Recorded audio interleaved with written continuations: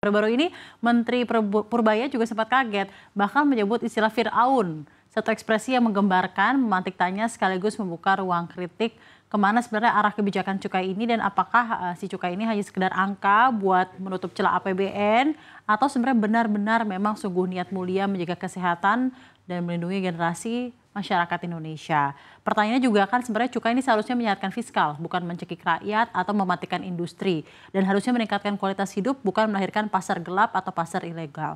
Nah, Editor's View sore ini akan mengulasnya lebih dalam dengan tema cukai rokok, cukainya untuk siapa, manfaatnya buat siapa, bebannya ditanggung siapa, bersama Managing Editor CNBC Indonesia, rekan saya Muhammad Iqbal dan juga Eksekutif Produser CNBC Indonesia TV, Abang Q, Abang Q Leon Saragih. Oke, jadi kita pengen ngomongin cukai gitu ya. Sebenarnya cukai ini adalah, kita kembali lagi ke cukai dari zaman dulu gitu ya. Cukai ini kan sebenarnya instrumen negara untuk mengkontrol suatu komoditas tertentu yang ada. Tapi kalau cukai rokok ini memang something yang sangat-sangat seksi gitu untuk dibicarakan. Karena industri rokok di Indonesia itu industri yang luar biasa padat karya dan secara historikal sudah menghidupi industri-industri manufaktur di Indonesia sejak beratus-ratus tahun lalu gitu ya. Apalagi di Indonesia yang memang kita kaya akan rempah dan lain-lain gitu ya.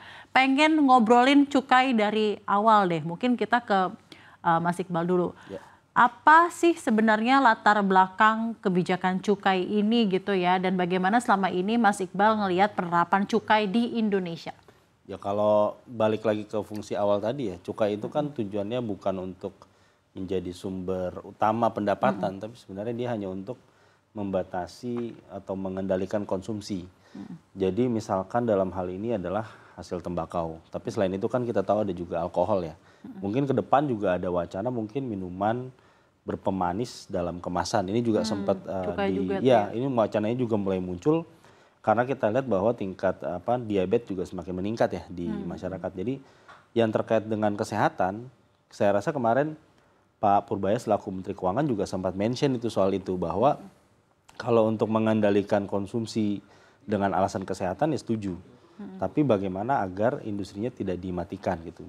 Dan memang statement ini yang membuat bagi kita yang baru melihat gebrakannya beliau ya, ini tiap hari ada aja gitu ya gebrakannya. Terus dia bisa ngomong Fir'aun tuh. Iya.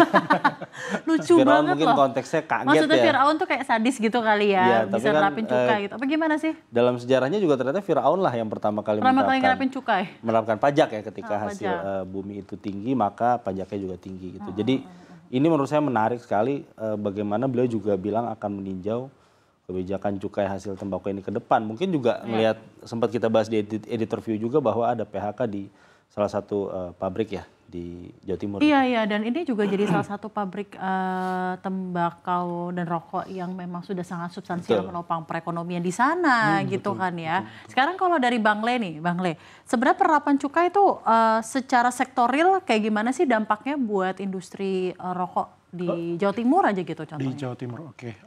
Data yang kita dapat itu sebenarnya lebih dari 70%. Saya harus cek lagi. Itu sebenarnya itu kontribusi untuk ekonomi Jawa Timur. Ya, itu cukup besar. Ya. Bahkan Jawa Timur sendiri itu sebagai kontributor pertama yang terbesar untuk penerimaan cukai secara nasional. Nah, jadi kalau ini kenaikan cukainya cukup tinggi, ini kemarin aja sempat ada di Jawa Timur, bahkan dengan kenaikan cukai, PP 28 yang terkait kesehatan, itu kan, itu akhirnya ada efek nanti 75% akan hilang. Jadi kita bisa bayangkan kalau itu double impact dari PP 28 dan juga cukai, itu bisa 75% penduduk di Jawa Timur akan berdampak dari situ sendiri. Nah, kemarin kan yang di Gudang Garam kan sudah mulai nih, ya sorry sebut brand, tapi salah satu pabrik ya. Nah, ini tentunya ada sedikit petunjuk bahwa sebenarnya hati-hati nih, ke depan akan lebih banyak lagi. Sebenarnya tidak hanya itu, betul yang disampaikan di intro tadi, peredaran rokok ilegalnya jadi makin banyak.